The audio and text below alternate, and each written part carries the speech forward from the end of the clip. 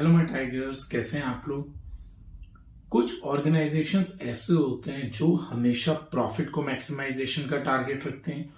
कुछ ऑर्गेनाइजेशन ऐसे होते हैं जो सोसाइटी के वेलफेयर का टारगेट रखते हैं। और कुछ ऑर्गेनाइजेशंस ऐसे होते हैं जो अपने स्टाफ की मैक्सिमम सैलरी, उनको मैक्सिमम फैसिलिटीज देने का टारगेट रखते हैं। मतलब अलग अलग तरीके की ऑर्गेनाइजेशन है और उन सबके अलग अलग टारगेट्स हैं और उन टारगेट्स को अचीव कौन कराता है? मैनेजमेंट। तो आज का हमारा जो टॉपिक है वो है objectives of management.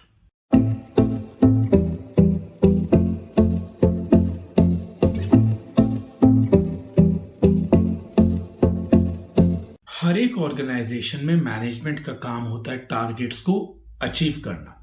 Targets basically होते क्या हैं? ऑब्जेक्टिव्स होते क्या हैं? हमारे जो फ्यूचर की डिजायर पोजीशन होती है। ऑर्गेनाइजेशन फ्यूचर में क्या अचीव करना चाहता है, दैट इज ऑब्जेक्टिव। किसी भी ऑर्गेनाइजेशन के अलग अलग ऑब्जेक्टिव होते हैं और ये मैनेजमेंट सभी के सभी ऑब्जेक्टिव्स को इफेक्टिवली और एफिशिएंटली पूरा कराता है। अब ऑर्गेनाइजेशन के अगर मैं अलग अलग ऑब्जेक्टिव्स की बात करूं, जैसे कि मैंने पहले एग्जांपल दिया था, कोई ऑर्गेनाइजेशन चाहता है कि मेरी मैक्सिमम सेल हो, कोई ऑर्गेनाइजेशन चाहता है कि मैं पब्लिक वेलफेयर में काम करूं, कोई ऑर्गेनाइजेशन चाहता है कि मैं अपने स्टाफ को अच्छी सैलरी दूं। तो यहां पर अगर मैं कैटेगरी ऑफ ऑब्जेक्टिव्स की बात करता हूं तो ये तीन कैटेगरी के हैं। First organisational objective, second social objective, third personal, जिसको इंडिविजुअल ऑब्जेक्टिव भी कहते हैं। किसी भी ऑर्गेनाइजेशन का ऑर्गेनाइजेशनल ऑब्जेक्टिव सबसे ही ज्यादा मेन इंपॉर्टेंट ऑब्जेक्टिव होता है, क्योंकि ऑर्गेनाइजेशनल ऑब्जेक्टिव कहीं ना कहीं ऑर्गेनाइजेशन के इकोनॉमिक गोल्स को अचीव कराता है, ऑर्गेनाइजेशन के मॉनेटरी बेनिफिट्स पे फोकस करता है। मेन ऑब्जेक्टिव किसी भी ऑर्गेनाइजेशन का होता है ह्यूमन और नॉन ह्यूमन रिसोर्सेज का इफेक्टिवली और एफिशिएंटली यूज करना। Man power, machines, method, money, इन सब को इफेक्टिवली और एफिशिएंटली यूज करना ताकि वो अपने economic objective that means monetary gain को अचीव कर सके। जनरली ये माना जाता है कि किसी भी ऑर्गेनाइजेशन के अंदर प्रॉफिट मैक्सिमाइजेशन जो होता है उसका वो मेन ऑब्जेक्टिव होता है, जबकि ये बात बिल्कुल भी ठीक नहीं है। किसी भी ऑर्गेनाइजेशन के अगर मैं ऑब्जेक्टिव की बात करता हूं, ऑर्गेनाइजेशनल ऑब्जेक्टिव की बात करता हूं, तो ये फर्दर तीन तरीके के होते हैं: सर्वाइवल, प्रॉफिट, ग्रोथ। याद रखना इन तीनों हेडिंग्स को ऑर्डर में लिखा जाएगा। अब सबसे पहला हेडिंग आता है सर्वाइवल। बेसिक ऑब्जेक्टिव किसी भी ऑर्गेनाइजेशन का वो होता है सर्वाइवल, मतलब कॉम्पिटिटिव मार्केट के अंदर वो लॉन्ग लास्टिंग सर्वाइव कर सके। और सर्वाइवल कब पॉसिबल होगा? जब कोई भी ऑर्गेनाइजेशन इतना रिवेन्यू अर्न करेगा कि वो अपनी कॉस्ट को कवर कर पाएगा। दूसरा ऑब्जेक्टिव होता है हमारा प्रॉफिट। किसी भी बिजनेस के अंदर प्रॉफिट बिल्कुल एज ए लाइफ ब्लड का काम करता है, जैसे किसी भी ह्यूमन बॉडी में ब्लड होता है। जैसे बिना ब्लड के कोई ह्यूमन बॉडी सर्वाइव नहीं कर सकती, ऐसे बिना फाइनेंस के कोई भी बिजनेस सर्वाइव नहीं कर सकता। मैनेजमेंट इस बात का एश्योरेंस रखता है कि ऑर्गेनाइजेशन प्रॉफिट्स को भी जनरेट करे। अब प्रॉफिट्स कब जनरेट होगा? जब कोई भी ऑर्गेनाइजेशन रिस्क लेगा। सपोज करिए आप दिवाली पर 10 लाख रुपए के क्रैकर्स लेकर आए। आपने 10 लाख रुपए का रिस्क लिया। अगर दिवाली पर वो 10 लाख के क्रैकर्स बिक गए तो आपको जो मिलेगा प्रॉफिट, वो प्रॉफिट अगेंस्ट 10 लाख रुपीज होगा। अगर उस 10 लाख में से सिर्फ 5 लाख के क्रैकर्स बिके तो आपको जो प्रॉफिट होगा वो बिके हुए क्रैकर्स के अगेंस्ट 5 लाख के अगेंस्ट होगा। इसका मतलब प्रॉफिट 10 लाख के अगेंस्ट हो या प्रॉफिट 5 लाख के अगेंस्ट हो, सबसे पहले आपने रिस्क लिया। तो प्रॉफिट एक तरीके से हमारे लिए जाने वाले रिस्क का रिवॉर्ड होता है और प्रॉफिट का एसेंशियल टास्क होता है कॉस्ट को कवर करना।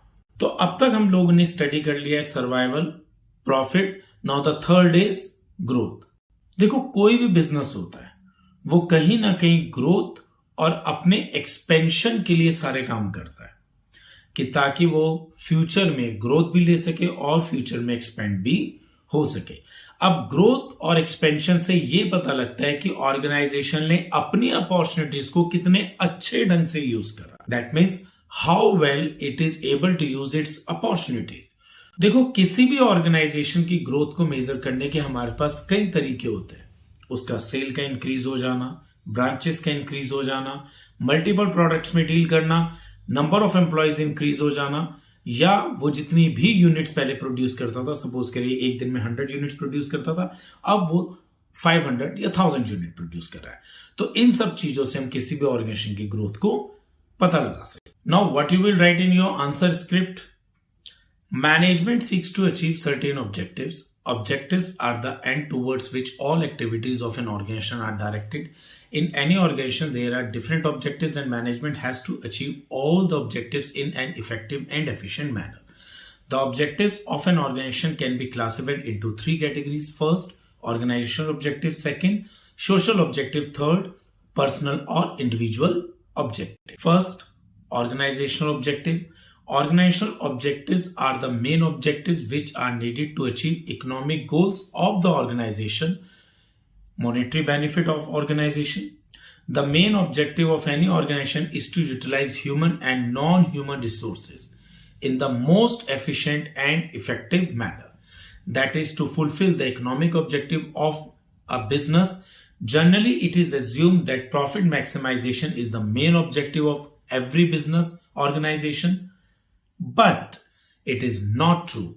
Every organization aims to achieve following three organizational objectives. Number one, survival. The basic objective of any organization is to ensure that it continues to survive and exist in the competitive market for a long period of time.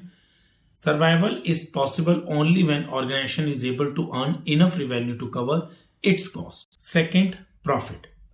Profit is the lifeblood of business, without which no business can survive. So management has to ensure that the organization makes a profit. Profit is the reward for risk bearing and is essential to cover cost. Third, growth. Business organization must grow and expand their activities. Growth of an organization indicates how well it is able to use its opportunity. Growth is measured in terms of sale, number of branches, number of product, number of employees, number of unit produced, etc.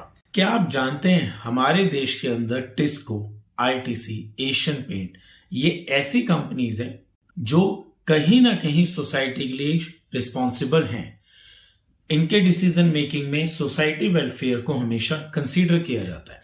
Even then TISCO India की पहली company है जिसने social audit कराया, जिसका main purpose ये था कि society में हम जो भी ड्यूटीज डिस्चार्ज करते हैं वो हमारी ड्यूटीज कौन सी होनी चाहिए। तो इसका मतलब बहुत सारे ऑर्गेनाइजेशन सोशल ऑब्जेक्टिव्स के लिए काम करते हैं। तो सोशल ऑब्जेक्टिव्स है क्या? सोशल ऑब्जेक्टिव्स का मतलब है जब ऑर्गेनाइजेशन सोसाइटी के लिए कमिटेड होता है, सोसाइटी के वेलफेयर के लिए कमिटेड होता है। That is social objectives of organization deal with the commitments of the organization towards the society for the benefits of society. अब ऐसे कौन से कमिटमेंट्स हैं जो सोसाइटी के बेनिफिट्स के लिए होते हैं? First, protection of environment by using environment friendly method of production, कि ऑर्गेनाइजेशन हमेशा उन प्रोडक्शन मेथड का यूज करेगा जो एनवायरनमेंट फ्रेंडली होंगे, सोसाइटी को किसी भी तरीके का हार्म नहीं पहुंचाएंगे। एम्प्लॉयमेंट अपॉर्चुनिटी वीकर सेक्शन को या under privilege section of society को भी प्रोवाइड कराई जाएगी। जो बेसिक फैसिलिटीज हैं जैसे स्कूल्स, हेल्थ केयर वगैरह, ये भी सोसाइटी को प्रोवाइड कराया जाएगा किसी भी ऑर्गेनाइजेशन के through. Good quality product at fair price दिया जाएगा। बिजनेस हमेशा लॉफुल मैनर में किया जाएगा और कोई भी एंटी सोशल या अनफेयर ट्रेड प्रैक्टिसेस नहीं फॉलो अप की जाएगी। तो ये वो कमिटमेंट्स होते हैं जो कोई भी बिजनेस ऑर्गेनाइजेशन अपनी तरफ से सोसाइटी को करता है और इसी को हम लोग सोशल ऑब्जेक्टिव कहते हैं। Reputed companies like TISCO, ITC, Asian Paint etcetera have taken social responsibility as a basic element of the decision making process. Tisco was the first company in the country to conduct social audit to find out the extent to which it is discharging its social obligation. Meaning, social objective of the organization deal with the commitment of the organization towards the society for the benefit of society. Number 1, protection of environment by using environmental friendly method of production. Generation of employment opportunity for weaker section or underprivileged section of society. providing basic amenities like schools, healthcare, etc., supply of good quality product at reasonable prices, conducting business in lawful manner, avoidance of any anti-social and unfair trade practices. क्या आप जानते हैं एक organisation जो बहुत सारे लोगों से मिलकर बनता है, उन सब लोगों की पर्सनैलिटीज अलग होती हैं, बैकग्राउंड अलग होती हैं, एक्सपीरियंसेस अलग होते हैं और उनके ऑब्जेक्टिव्स भी अलग होते हैं, लेकिन ये सभी लोग इकट्ठे मिलके ऑर्गेनाइजेशन में काम करते हैं और अपनी अलग अलग नीड को सेटिस्फाई करते हैं। किसी भी ऑर्गेनाइजेशन में एम्प्लॉयज जो होते हैं उसकी सबसे वैल्यूएबल एसेट मानी जाती है, इसीलिए उनके टारगेट्स का सेटिस्फेक्शन सबसे मेजर माना जाता है। इन केस अगर एम्प्लॉयज के ऑब्जेक्टिव्स पूरे नहीं होंगे, वो डिससेटिस्फाई होंगे, वो अपना इंटरेस्ट काम में लूज करेंगे और ऑर्गेनाइजेशन के परफॉर्मेंस पर फर्क पड़ेगा। अब यहां पर अलग अलग एम्प्लॉयज के अलग अलग ऑब्जेक्टिव्स होते हैं, that we call personal objectives. अब ये कौन कौन से होते हैं? First, financial need. कुछ एम्प्लॉयज का हमेशा टारगेट होता है ऑर्गेनाइजेशन में पैसे के लिए काम करना, मतलब वो हमेशा चाहते हैं उन्हें कॉम्पिटिटिव सैलरी मिले, अच्छे पर्क्स मिले।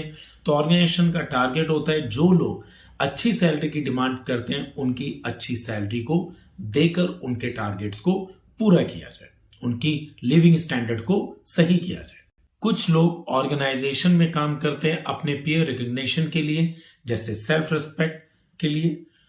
इसके अलावा कुछ लोग अपनी ग्रोथ और डेवलपमेंट के लिए काम करते हैं, बट कुछ लोग ऐसे होते हैं जो एक अच्छी working condition, good and healthy working condition के लिए काम करते हैं। तो ये था हमारा आज का lecture, objectives of management. That's all for today. I am Nitin Tandon, your study mentor.